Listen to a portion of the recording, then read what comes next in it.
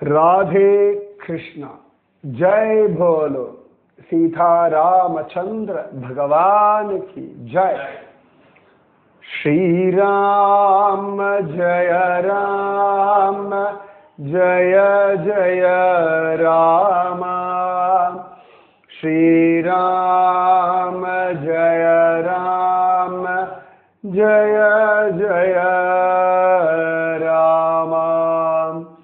जय बोलो राष्ट्र गुरु समर्थ रामदास स्वामी की जय। जय बोलो वीर धीर सूर आंजनेय स्वामी की जय। जय बोलो स्वराज्य सिंहासनाधिपति छत्रपति शिवाजी महाराज राजे की जय। जय हिंद, भारत माता की जय। குரு சில சந்தர்ப்பங்கள்ல குரு நம்ம மேல விஷயங்களை திணிக்கிறா போலே இருக்கும். இல்ல திணிப்பார்கள், அதான் உண்மை. சில திணிப்புகள் அவசியம்தானே வாழ்க்கையில. இப்ப சின்ன குழந்தையா இருக்கும், நம்மளை கேட்டா தடுப்பூசி போடுறா, ஐஷண்டு போறா, ஒரு தடுப்பூசி போடுறா, வலிக்கிறது அலறம், அப்புறம் மருந்து கொடுக்குறா. நமக்கு ஏதோ ஒரு உடம்புல அன்ஈசின்னு தெரியறது குழந்தைக்கு, என்ன பண்ணணும்னு தெரியல, அழுதுட்டே இருக்கு, அம்மா அப்பா ஏதோ பண்றா. அந்த சமயத்துல அந்த குழந்தைக்கு ஒரு தடுப்பூசி போடுறது குழந்தையினுடைய ஒரு புத்தியில உரைச்சி எனக்கு இது வேணும் எனக்கு இது வேண்டாம்னு அதை டிசைட் பண்ற நிலைமைக்கெல்லாம் எடுத்துட்டு போகிறது இல்லை. ஒண்ணு, காது குத்துவோம், மொட்டை அடிப்போம். எந்த குழந்தை காது குத்த கேட்டது? எந்த குழந்தை மொட்டை அடிக்க கேட்டது? ஸ்டில் அதுக்கு அது நல்லது. அப்பா அம்மா நிஜமாவே இது ஒரு திணிப்பு போலே வச்சுக்கலாம். ஒரு ஸ்டேஜ் வரைக்கும் நிஜமாவே குழந்தைகளுக்கு விவரம்லாம் தெரியாது. அது இன்னொரு ஸ்டேஜ்ல தனக்கு விவரம் தெரியும் அப்படின்னு சொல்லி அறகுறையா தப்பு தப்பா இன்ஃபர்மேஷன் தெரிஞ்சுட்டு இருக்கும். இந்த டீனேஜ்லாம் வரும்போது தனக்கு தான் எல்லாம் தெரியும்னு ஒரு கற்பனை உலகத்துல இருக்கும். அதுக்கடுத்த வயசுல அப்பா அம்மா எல்லாம் பைத்தியக்காரர்கள் மாதிரி தோணும். எதையான சொல்லிட்டே இருக்க. இன்னைக்கு காலகட்டத்தில் பாஷையில பூமர் அப்படின்னு சொல்லுவா. இந்த பசங்கள்லாம் எதையான சொல்லிட்டே இருந்தா பூமர் அங்கிள், பூமர் ஆண்டி அப்படின்வா. அப்புறம் அவ கொஞ்சம் பெருசாகி அவளுக்கு 25 30 தாண்ட பிறகு they will realize what is life அப்படின்னு. ஸோ அது வரைக்கும் அந்த குழந்தைகிட்ட நிறைய விஷயங்கள் நம்ம ஒப்பீனியன்லாம் கேட்கறதில்ல. இன்னைக்கு 1000 பேசக்கூடிய இந்த காலத்து 20th century பேரண்ட்லாம் குழந்தை நீ ஸ்கூல் போறியா, இன்ட்ரெஸ்டடா அப்படின்லாம் கேட்க மாட்டான். அப்படி குழந்தைகிட்ட நீ ஐஜிசிஎஸ்சி சிலபஸ் படிக்க போறியா, ஸ்டேட் போர்டா, சென்ட்ரல் போர்டா, மெட்ரிகுலேஷனா, ஐசிஎஸ்சியா, எனக்கு தெரிஞ்ச போர்டெல்லாம் நான் சொல்றேன், தமிழ் மீடியமா, இங்கிலீஷ் மீடியமா, ஹிந்தி மீடியமா, இந்த ஆப்ஷன்லாம் ஒரு 3-4 வயசு குழந்தைகிட்ட கேட்கறதே கிடையாது. 3 வயசு ஆயிடுது, நான் உன்னை பிளே ஸ்கூல்ல போட்டோமான்னு எந்த அப்பா அம்மாவும் கேட்கல. பிளே ஸ்கூல்ல போடுவோம், அவ்வளவுதான். அதுக்கப்புறமா இதுக்கு இந்த ஸ்கூல் போதாது, வேற ஸ்கூல் கொண்டு போடுவோம். ஒருவேளை நம்ம அதுக்கு ஒரு 5-6 வயசு இருக்கு, ஃபர்ஸ்ட் ஸ்டாண்டர்ட் செகண்ட் ஸ்டாண்டர்ட் படிக்கிறது, அப்பாவுக்கு எங்கேயோ ஃபாரின்ல வேலை கிடைச்சிருக்கு, ஓகே ரைட், இந்த ஸ்கூலை விட்டு அப்படியே ஃபாரின் கழிச்சு போயிடுவா. இந்த குழந்தைகிட்ட இந்த ஸ்கூலை விட்டுட்டு நீ ஃபாரின் வரலாமா, இல்லாட்டி அப்பா மட்டும் போடுவோம், நிச்சயமா கேட்க மாட்டோம். திணிக்கிற மாதிரி தான், நான் போறேன் நீ என் கூட வா, உனக்கு சேஃப்டியா தான். ஃபாரின்ல 2-3 வருஷம் இருப்போம், இல்லாட்டி அங்கேயே வேற ஒரு இடத்துக்கு மாறுவோம், இல்லாட்டி உள்ளூர்லயே. இப்போ நிறைய பேர் நான் பார்த்துருக்கேன், பேங்க்ல வேலை செய்யறவா, சில பேர் இந்த சேல்ஸ்ல இருப்பா, சில பேர் ஒவ்வொரு வேலையில் இருக்க டிரான்ஸ்ஃபர்ன்றது ரொம்ப காமன். 1 வருஷம் 2 வருஷத்துக்கு ஒரு தடவை இடம் மாறிண்டே இருக்கணும். ஸோ குழந்தைகளுடைய ஒரு காலம் வரைக்கும் அந்த ஸ்கூலிங் மாறிண்டே இருக்கும். நிறைய பேர் நான் பார்த்துருக்கேன். நான்லாம் ஒரே ஸ்கூல் தான்ப்பா. சில பேர் வருஷத்துக்கு ஒரு ஸ்கூல், 2 வருஷத்துக்கு ஒரு ஸ்கூல் மாறிண்டே இருப்பா, ஊரா மாறிண்டு இருப்பா. அந்த மாதிரி உண்டு. ஸோ அப்பெல்லாம் அந்த குழந்தைகளை கேட்கறதே கிடையாது. அது 9வது 10வது 10வது ஒரு இடத்துல இருந்தா சேஃப். இப்போ 11th வரும்போது என்ன குரூப் எடுக்க போற, அதுவும் அதுக்கு தெளிவா இல்லைன்னா சொல்லுவோம். அட்லீஸ்ட் அதுக்கு ஒரு அறிவு கொடுத்துட்டு யூ சூஸ் அப்படின்னு சொல்லுவோம். பட் டில் தட் டைம் எல்லா ஆசிரியம்லாம் அதற்கு ஒரு பெரிய ஒரு அறிவோ சுதந்திரமோ தீர்மானிக்கும் திறமையோ நம்ம ஒத்துக்கிறது இல்லை. இப்போ விளையாட்டு பார்ப்போம், அது எதில் இன்ட்ரெஸ்ட் இருக்கு, சின்ன வயசுலேருந்து பார்ப்போம், அது எதை பார்க்கறது, அதை வச்சுட்டு அதை வந்து அந்த ஸ்போர்ட்ஸில் என்டர்டைன் பண்ணுவோம். ஸோ சில காலங்களில் சில விஷயங்களில் திணிப்புகள் அப்படின்றது வாழ்க்கையில் மாற்ற முடியாத ஒன்று. மழையும் வெயிலும் நம்மளை கேட்டாவா வருது? அது பாட்டுக்கு வரும். அந்த இதை வச்சு காலத்தை சொல்லியிருக்கோம். இது மழைக்காலம், இது வெயில் காலம், இது வசந்த காலம், இது இலையுதிர் காலம். இப்படி நாம தான் அந்த காலங்களை ஒரு அடையாளப்படுத்தி வச்சிருக்கோம். நம்ம இஷ்டத்துக்கு ஏற்ற மாதிரி இது முடிச்சோன்னு அது முடிச்சோன்னு அது அந்த மாதிரி கிடையாது. இயற்கையினுடைய டிசைன் ஒன்று இருக்கு. இப்போ இயற்கையில் வாழைப்பழம் இருக்கு, பலாப்பழம் இருக்கு, மாம்பழம் இருக்கு, தர்பூசணி இருக்கு, ஆப்பிள் இருக்கு. எந்தெந்த பழங்கள் எங்கெங்க விளையணும் நாம டிசைட் பண்ணலை, அது இயற்கையா டிசைட் பண்ணிருக்கு. டிராபிக்கல் லேண்ட்ல என்னெல்லாம் வரும் அப்படின்னு இருக்கு. பூக்கள், மரங்கள், காய்கள், பழங்கள், அங்க வாழக்கூடிய உயிரினங்கள். இப்ப பெண்குயினா நமக்கு கிடையாது. நமக்கெல்லாம் எங்கேயாவது ஒரு இடத்துல பெண்குயின் டால்ஃபின்னா வா அப்படின்னு நம்ம பார்க்காது. நமக்கு எதிர்த்து நாயெல்லாம் பார்த்த ஒரு விஷயமாவே தோணாது. சில விஷயங்கள்லாம் நமக்கு அதிசயமா இருக்கு. அது அந்த பிரதேசங்கள்ல ஸ்னோஃபால் அப்படின்றதுலாம் நம்ம தேசத்துல பார்த்தோம்னா ஏதோ காஷ்மீரம், ஹிமாலயாஸ் அந்த பக்கத்துல இருக்கும். ஃபாரின்ல பல இடங்கள்ல ரொம்ப நார்மல் ஸ்னோஃபால் 3 டிகிரி 2 டிகிரி இல்லாம். அவளுக்குலாம் இப்போ அதே நீங்கள் அரப் கண்ட்ரிஸ்லாம் போயாச்சுன்னா, கல்ஃப் கண்ட்ரிஸ்லாம் 45-50 மினிமம் டெம்பரேச்சர் எப்பொழுதுமே இருக்கும். ஸோ இந்த விஷயங்கள்லாம் திணிப்பு மாதிரி தானே. இப்போ எத்தனையோ பேர் இந்தியாவில் வெளிநாட்டுக்கு போவா, முக்கியமாக கல்ஃப் கண்ட்ரிஸ் வேலைக்கு போகிறவங்களாம் அந்த டெம்பரேச்சரில் வாழ பழகிக்கிறார். அவ்வளோதான். வேற எங்கேயா யூஎஸ் அந்த பக்கம் போகிறவாள்லாம் அந்த சில்னஸில் வாழ பழகிக்கிறார்கள். ஸோ சில திணிப்புகள் வாழ்க்கையில தவிர்க்க முடியாதது. இப்ப நம்ம ஆணா பிறந்திருக்கோம், திணிப்பு மாதிரி தானே. பெண்ணா பிறக்கிறோம், திணிப்பு மாதிரி தானே. இப்ப நம்ம கர்மாதான் நம்மளை திணிச்சு இந்த அப்பா அம்மான்னு தீர்மானிக்கிறது. ஸோ சில திணிப்புகள்லாம் வாழ்க்கைக்கு இன்றியமையாதது. அதுல சில சந்தர்ப்பங்கள்ல குருவும் நம்மிடத்துல சில விஷயங்களை திணிக்கிறார். ரொம்ப சுதந்திரம்லாம் கொடுக்கறது இல்லை குரு. நாரதர் வந்து துருவன் கிட்ட விச் நாமா யூ வாண்ட் டு சாண்ட் அப்படின்னா கேட்கவே இல்லை. ஓம் நமோ பகவதே வாசுதேவாய ஜபி, பகவானுடைய ரூபத்தை இப்படி தியானம் பண்ணு, இப்படிதான் சொன்னார். வேதவியாசர் இடத்துல if you want you can write Srimad Bhagavatam அப்படின்னு சொல்ல, பாகவதம் எழுது, அவ்வளவுதான். ஸோ குரு சில சந்தர்ப்பங்கள்ல, ஏன்னா எவ்வளவு அனுபவம் எப்படி சொல்றதுன்னா, எனக்கு ராதே கிருஷ்ணா நாமம் திணிக்கப்பட்ட ஒன்றுதான். ஆசைப்பட்டு கெஞ்சி எனக்கு உபதேசம் பண்ணும்போது நான் அப்படியே உண்ணாவிரதம் இருந்து எனக்கு உபதேசம் தான் வாழ்க்கையில் கபீர்தாசர் மாதிரி ஒரு சிரமப்படாம என் மேல திணிக்கப்பட்ட மந்திரம் ராதே கிருஷ்ணா. இன்னைக்கு சொல்லிட்டு இருக்கேன்னா என் மேல திணிக்கப்பட்ட மந்திரம், அவ்வளவுதான். அதுக்கப்புறம் அது என்னை பத்தைக்கணும் ஒட்டின்னு விடுத்து, அவ்வளவுதான். அதுல என்னாலே வெளில வர முடியல, நாம ஜபமும் என்னை விட்டு போக முடியல. ஒருவேளை அது என்கிட்ட திணிக்கப்படலை அப்படின்னா நிஜமாவே என் வாழ்க்கையின் போக்கு என்னவா இருந்திருக்கும்னு எனக்கு கற்பனை கூட பண்ணி பார்க்க முடியல. இருந்திருப்பேனான்னு கூட டவுட்டு தான். அந்த நாமம் திணிக்கப்பட்டதனாலே, வாழ்க்கை பாதை மாறினதனாலே, புத்தியில தெளிவு உண்டானதனாலே, பகவானிடத்துல பக்தியும் நம்பிக்கையும் கிடைச்சதனாலே இன்று வாழ்ந்து கொண்டிருக்கிறேன். அப்ப அன்னைக்கு ஏதாவது குரு வந்து தடுத்தாட்கொள்கிறான்றாங்க, அந்த மாதிரி தடுத்தாட்கொள்கிறார் சமர்த்த ராமதாசர். அவருடைய வாழ்க்கையில பல பேரை பார்த்தோம். இதுல முக்கியமா இந்த சதிபாய் நேற்று சொல்லிட்டு இருந்தேன் இல்லையா, அந்த அம்மாவுக்கு வீட்டுல வந்து யாராவது ராமநாமம் சொன்னா பிடிக்காது. பக்தி எல்லாம் உண்டு, பூஜை எல்லாம் பண்ணா, பட் இந்த ராமநாமால மட்டும் அவளுக்கு அப்படி ஒரு விரோதம். சமர்த்த ராமதாசர் அங்க வந்து டெய்லி ஸ்ரீராம ஜெய ராம ஜெய ஜெய ராம அப்படின்னு ஜெபிச்சுட்டே இருக்கார். அந்த பக்கம் வந்தார் ஷஹாப்பூருக்கு, அங்க பிக்ஷை எடுக்க வந்தார். அப்போ ஒவ்வொரு நாள் ஒரு இடத்துக்கு போய் வேண்டான்னு சொல்லிட்டா, என்னமோ தெரியாது, சமர்த்த ராமதாசர் மீண்டும் மீண்டும் மீண்டும் மீண்டும் அவள் வீட்டு வாசல்ல போய் நின்று ராமநாமத்தை ஜபிக்க, அந்த ராமநாமத்தினாலேயே அவளுக்கு மனசுல ஒரு பயம் உண்டாக, நிச்சயமா பயம்லாம் வரும். நம்மெல்லாம் பக்தின்னு ஒரு கற்பனை பண்ணிட்டு இருக்கோம்.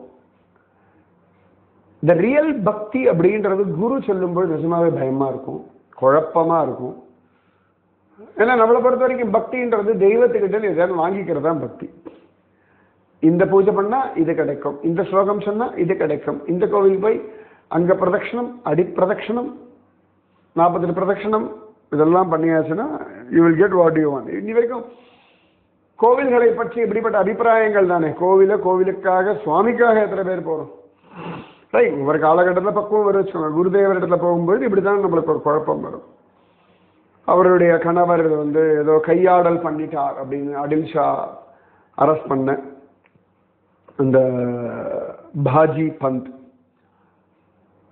சமர்த்த ராமதாசர் கிட்ட சத்தம் போடுற, நீங்க ராமநாமா சொன்னதுனாலதான் வீட்டில் பிரச்சனையா இருக்கு, 11 நாள் திரும்பி வந்துடுவார் சமர்த்த ராமதாசர் கேரண்டி கொடுக்க. அவர் சொன்ன மாதிரி அன்றைய தினத்துல அவர் வந்துட்டா. அவளுடைய கணவன் சதிபாயினுடைய கணவன் பாஜி பந்த் வந்துட்டார். ஸோ அழகா அவர் வரும்பொழுதே அவள் ராமநாமத்தை ஜபிச்சுட்டு இருக்கா. அவருக்கு அதிசயமா இருக்கு. சமர்த்த ராமதாசர் சொன்ன மாதிரி நடத்தி காட்டிட்டார். இல்லை இன்னொரு வருஷன் சொல்றா, சமர்த்த ராமதாசர் தாசோபந்த் அப்படின்னு சொல்லி ஒரு பிராமணர் வேஷத்துல போய் அடில் ஷா அவருடைய அரசவையில போய் இவருக்காக வாதாடி இவர் கையாடல் பண்ண பணம்னு சொல்லக்கூடிய பணத்தையும் கட்டி இவரை மீட்டு கொண்டு வந்தா அப்படின்ற மாதிரியும் காண கிடைக்கிறது. சில பேர் சொல்றா, இல்லடா சமர்த்த ராமதாசர் அவருடைய சிஷ்யால வச்சு இந்த காரியத்தை மட்டும் அவர் எதிர்க்கு இது மாதிரிலாம் பண்ணணும் அப்படின்னா ரைட், இப்படியும் இருக்கலாம். சமர்த்த ராமதாசரால் எல்லாம் சாதிக்க முடியும். ஒவ்வொரு காரியத்தையும் ஒவ்வொரு விதமா குரு எல்லா சந்தர்ப்பங்கள்லையும் எல்லா காரியத்தையும் ஒரே விதமா சாதிக்க மாட்டோம். நம்ம ராமானுஜர் பார்க்கணும், ரொம்ப அழகா இருக்கும்னு. ஊம வைஷ்ணவனுக்கு என் திருவடியே கதின்னு பிடிச்சுக்கோன்னு சொல்றார். அதே கிருமிகண்ட சோழன் விஷயத்துல ஸ்ரீரங்கத்தை விட்டு கிளம்பி போறார். சரஸ்வதி தேவினா அவருக்கு பிரத்யக்ஷம். கூரத்தாழ்வான் கண்ணு போன பிறகு கூரத்தாழ்வான் அழைச்சிண்டு காஞ்சிபுரம் வந்து வரதனிடத்துல பிரார்த்தனை பண்ணி கூரத்தாழ்வானுக்கு திவ்யமான நேத்திரங்களை கொடுத்த ராமானுஜர். ஆனா சில சந்தர்ப்பங்கள்ல பகவத் சங்கல்பம் அப்படின்னு போயிடுற ரொம்ப அழகா இருக்கும். மகாத்மாக்களுடைய எந்த சமயத்துல அவளுடைய அதிவிசேஷ அதிமானுஷ விஷயங்கள்லாம் வெளில வரும்னு தெரியவே தெரியாது.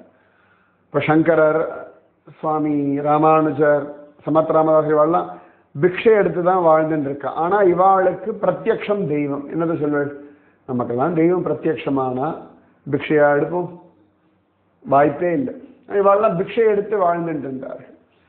ஸோ ஏதோ சில சந்தர்ப்பங்கள்ல மட்டும் குருமார்கள் தங்களுடைய அதிமானுஷ வைபவத்தை காட்டி கொடுக்கிறார்கள். நான் குருஜி அம்மா விஷயத்துல நிறையவே நான் அனுபவிச்சிருக்கேன்.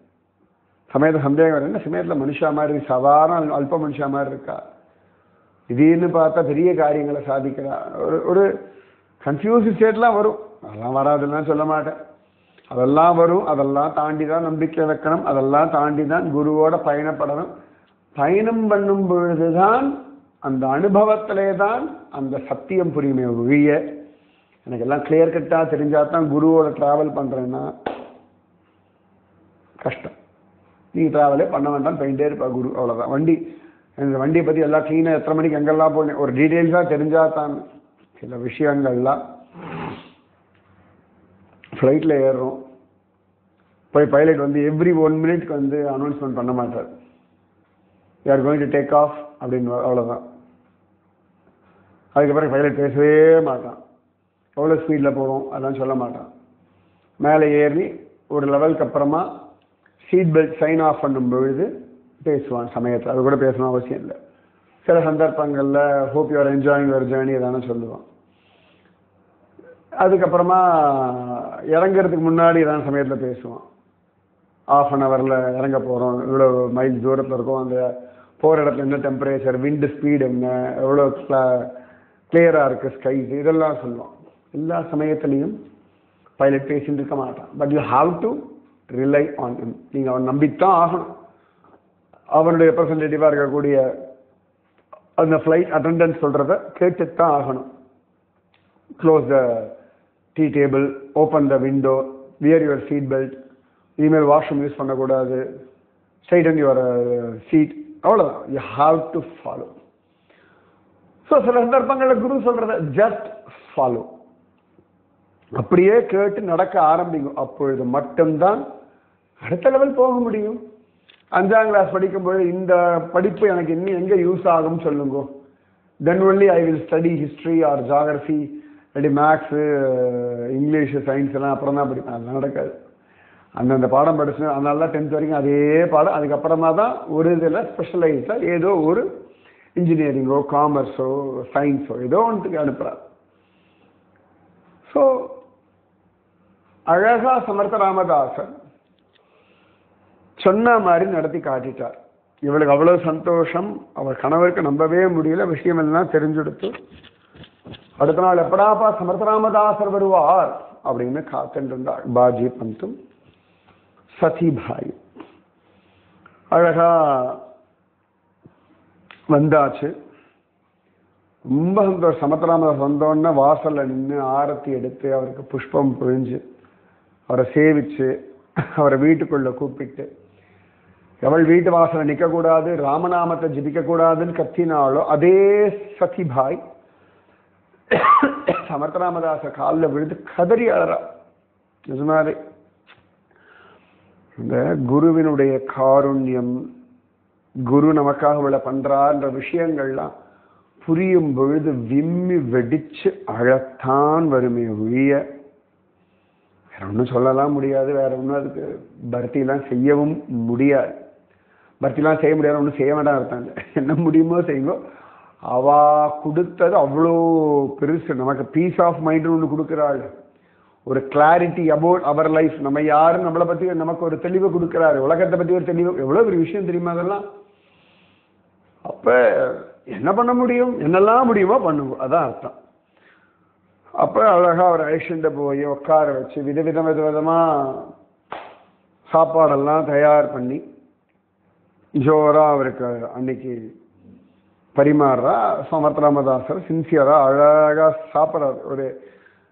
ஒரு பரிகாசமா சிரிச்சுண்டு ஏதோ ஒரு வாய் சாப்பிட்டுட்டு போயிருப்பான். நீ பிக்ஷை போட்டிருந்தா போட மாட்டேன்னு சொல்லி கடைசியில தடபுடலாம் விருந்து ஏற்பாடு பண்ணி போடுற அளவுக்கு ஆளாக்கிட்டியே அப்படின்னு சிரிக்கிற. அவளுக்கும் புரிஞ்சு கொடுத்து அந்த காரணம். ஏன்னா அவ அப்ப போட மாட்டேன்னு சொன்னான். உன் வீட்டில் நாயே சாப்பிடணும்னு சொல்லலை சமர்த்த ராமதாஸ். அவளுடைய அஜ்ஞானம் அப்படின்னு ஒதுக்கிட்டு போயிட்டார். இப்ப அவளுக்கு அந்த ஸ்ரத்த வந்துடுத்து உடனே அதுக்கு மரியாதை. அதுதான் மகாத்மாக்களுடைய விசேஷமான ஒரு குணம். அழகா அவ ஜோரா இருந்தா. அப்ப உங்களுக்கு ஏதான நாங்க பண்ணணும், என்ன வேணும்னு கேட்கிறா. அப்ப சமர்த்த ராமதாசரை பார்க்குற. அவளுக்கு ஒரு 5-6 பசங்க இருந்தா. அதுல ஒருத்தன் ரொம்ப ஷூடா இருந்தா. சமர்த்த ராமதாசர் எனக்கு இவனை கொடுத்துடு அப்படின்னுட்டார். எப்படி அக்கா பாய் வேணா பாய்லாம் கேட்டாரு அந்த மாதிரி. அவன் பேர் பீமான்னு பேர். இவருடைய சரித்திரம் இன்னொரு விதமா காண கிடைக்கிறது. அது நான் கொஞ்ச நாள் கழிச்சு சொல்றேன். நான் இந்த பீமா யார் என்ன ரொம்ப முக்கியமான ஒருத்தர். சமர்த்த ராமதாஸ் சம்பிரதாயத்துல மிக மிக மிக மிக முக்கியமான ஒருத்தர். எப்படி உத்தவ் ஜி, கல்யாண் சுவாமி எல்லாம் சொல்றோமோ, சிவ் உத்தவ் சிவா ஞாபகம் இருக்கா? உத்தவரை தான் சிவான்னு கூப்பிடுறாரு. தண்ணி எடுத்துட்டு ஓடுறாரு உத்தவன். ஸோ வேணாபாயி, அக்காபாயி, சத்ரபதி சிவாஜி மாதிரி இந்த பீமா சுவாமியும் விசேஷமான ஒருத்தர். ஸோ சமர்த்த ராமதாச அது இன்னொரு வெரைட்டி இருக்கு இவரோட சரித்திரத்தில், அது அப்புறமா சொல்றேன் நான். ஸோ சமர்த்த ராமதாசர் கொஞ்ச நாள் ஷஹாப்பூர்ல இருக்கார். நித்தியம் விவாதத்துக்கு வர்றது போறது இப்படிலாம் பண்ணியிருந்தார். அவ்வளவுதான். நல்ல பக்தி ஸ்ரத்தையெல்லாம் வந்துருக்கு. அப்போ சமர்த்த ராமதாஸ் அவ்வளோதான். ஓரளவு செட் ஆகிடுச்சு. அடுத்து சமர்த்தா அங்கேயே உட்காந்து செட்டில் ஆக மாட்டார், கிளம்பிடுவார். அதானே தர்மம், ரைட்? அது ஒன்று செடியா இருக்கும் பொழுது அது எதுவும் மாடு ஆடு இதெல்லாம் மேஞ்சிடக்கூடாதுன்றதுக்காக வேலி போட்டு அதை ஜாகிரதையா பாதுகாப்பார்கள். மரம் ஆயிடுச்சுன்னா இனிமேல் அது தன்னைத்தானே பார்த்துக்கும். வேறதான ஒரு பெரிய பிரச்சனை வரும்போது அந்த மரத்தை பாதுகாக்கணும் ஒழிய மற்றபடி மரம் தன்னைத்தானே பாதுகாத்துக் கொள்ளும். இப்போ காட்டுல எல்லாம் மரங்கள் இருக்கு, அதுகள் தன்னைத்தானே பார்த்துக்கிறோம். ஸ்பெஷலா யாராவது போய் தண்ணி விட்டோம், சூரிய வெளிச்சம் வந்ததா, பூ பூத்துதா, காய் காய்ச்சுதா, பழம் பழுத்துதான்னு யாரும் பார்க்கலே. அதனுடைய வேலைகளை அது பண்ணி கொண்டு தானே இருக்கும். ஆனால் சமர்த்த ராமதாசர் கிளம்பிட்டார். இவளுக்கு அப்படி ஒரு விரதம் வச்சுட்டா அந்த சதிபாயி.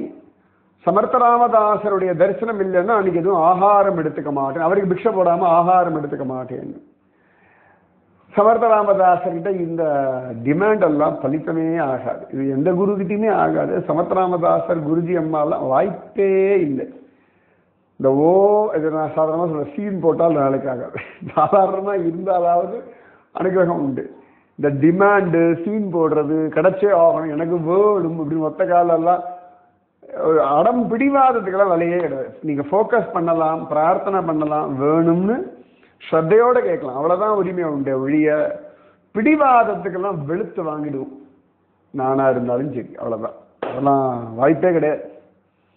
எத்தனையோ மகாத்மாக்களை பார்த்துருக்கேன். பிடிவாதத்துக்கு நம்மளே வளைஞ்சு கொடுக்க மாட்டோம். சின்ன குழந்தைகளுக்கு மகாத்மாவே வளைஞ்சு கொடுக்க போகிறோம் நம்மளுடைய பைதிகார்த்தனமான பிடிவாதங்களுக்கு. சமர்த்த ராமதாசர் எங்கேயோ போயிட்டா. பக்கத்தில் இருக்கக்கூடிய ஒரு அவர் தான் மலையாக போய் உட்காந்துருவார். ஆச்சு, ஒரு நாள் ஆச்சு, 2 நாள் ஆச்சு, 3 நாள் ஆச்சு, 4 நாள் ஆச்சு, 5, 6, 7 நாள் ஆயிடுச்சு. சமர்த்த ராமதாசர் எங்க இருக்கான்னு தேடிண்டு இவா போயிட்டா. இங்கதான் இருப்பான்னு சொல்லி சிஷ்யாலாம் சொல்ல கிளம்பி போறா. ஒரு டோங்கர், ஒரு மலையில சமர்த்த ராமதாசர் இருக்கா. வந்துட்டா, நமஸ்காரம்லாம் பண்ணான். சமர்த்த ராமதாசர் சாப்பிட்டியா இல்லையா முதல் கேள்வியா இதுதான். உடனே அவர் கணவர் கையை கூப்பிட்டு அவர் ஒன்றும் சொல்லலை. ஏன்னா இங்கே குருவும் சிஷ்யாலும் பேசும்போது ஹஸ்பண்டாக இருந்தா என்ன, பொண்டாட்டி நடுவில் குறுக்கில் பாயப்படாது. ஒவ்வொன்றும் இண்டிவிஜுவல் ஆத்மா. இப்போ ஒரே கிளாஸ்லேயே ட்வின்ஸ் படிக்கிறா வச்சுக்கோங்க, அண்ணன் தம்பியோ அக்கா தங்கையோ, அக்கா தம்பியோ அண்ணன் தங்கையோ, ட்வின்ஸாகவே இருக்கட்டும், ஒரே கிளாஸில் படிக்கிறா. ஒருத்தங்கிட்ட கேள்வி கேட்கும்போது கூட இருக்க ட்வின் பிரதரோ ட்வின் சிஸ்டரோ பேசக்கூடாது. இல்லை டீச்சர் நீ எங்கள் வீட்டில் அவங்க சொல்லட்டுமே, நீ எதுக்கு வாயை திறக்கிற? இண்டிவிஜுவல் ஆத்மா தானே. அண்ணன் தம்பியாக இருக்கலாம், அக்கா தம்பியாக இருக்கலாம், தங்கையாக இருக்கலாம், ஹஸ்பண்ட் ஒய்ஃபாக இருக்கலாம், அம்மா குழந்தைகளாக இருக்கலாம். அதெல்லாம் வீடு ஃபேமிலி அதுக்கு தான். குரு கிட்ட வந்தாச்சுன்னா ஒவ்வொன்றும் ஒரு ஜீவன். அந்த ஜீவனுக்கு என்ன உண்டு அது. வாய் மூடின்னு இருக்கார் நம்ம குல்கர்ணி. அப்போ இப்போ சொன்னா, இல்லை சுவாமி நான் உங்களை பார்க்காம சாப்பிட்றது இல்லைன்னு ஒரு சங்கல்பம் வச்சுருக்கேன். கடைசியாக இன்னைக்கு சாப்பிட்டேன், ஒரு 10 நாள் கிட்ட ஆயிடுச்சு. ராமதாசரோட முறைச்சா நான் பயங்கரமாக இருக்கும் நிஜமாவே. அந்த தீக்ஷண்யம்லாம் தாங்கிறது கஷ்டம். என்ன, நான் ஊரா சுத்தின்னு இருக்கிற ஆளு, நான் எந்த இடத்துல இருக்கணும்னு என் ராமன் தீர்மானிக்கிறானோ அந்த இடத்துல அவ்வளவு நேரம் அத்தனை நாள் அங்க இருப்பேன். புரியுறதா? அதை தாண்டி நடக்காது. இதுதான் என் தர்மம். ஓன் தர்மம் நான் சொல்றத கேட்டு நடக்கிறது. புரிஞ்சுதா அப்படின்னா கையை கூப்பிண்டா. புரிஞ்சுதானே ஆகணும். அது டிமாண்ட்லாம் பண்ணப்படாது, பிடிவாதம்லாம் கூடாது அப்படின்னு சமர்த்த ராமதாசர் சரி அப்படின்னார். அதான் கொண்டு வந்திருக்கா சமைச்சு அப்படின்னார். அவள் மகள் மாறி அவர் மாப்பிள்ளை மாறி அந்த ஒரு பாவம் அவருக்கு ஏதோ கொண்டு வந்திருக்கா சமர்த்த ராமதாசருக்கு. ரொம்ப நாள் ஆச்சு கொடுக்கணும். அவள் டெய்லி பிக்ஷை போடுவாள் இல்லையா. கொண்டு வந்திருக்கேன் சுவாமி, போடு தலை இலைய போடு அப்படின்னா இலைய போட்டு கடை எல்லாம் பரிமாற. அப்ப சமர்த்த ராமதாஸ் சொல்றார், இந்த மாதிரி பரிமாறும் பொழுது இலைய மட்டும்தான் பார்க்கணும், நீ என்ன பார்க்க கூடாது. புரிஞ்சுதா? இலைய பார்த்து மட்டும்தான் நீ பரிமாறணும் அப்படின்னா சரின்னு சொல்லிட்டான்.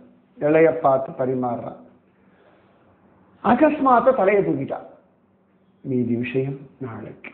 ராதே கிருஷ்ணா. ஸ்ரீராம ஜய ராம ஜய ஜய ராம. ஸ்ரீராம ஜய ராம ஜய ஜய ராம. जय बोलो सीता रामचंद्र भगवान की जय. जय बोलो राष्ट्र गुरु समर्थ रामदास स्वामी की जय। जय बोलो वीर धीर सूरांजनेय स्वामी की जय। जय बोलो स्वराज्य सिंहासनाधिपति छत्रपति शिवाजी महाराज राजे की जय। जय हिंद, भारत माता की जय। राधे कृष्ण।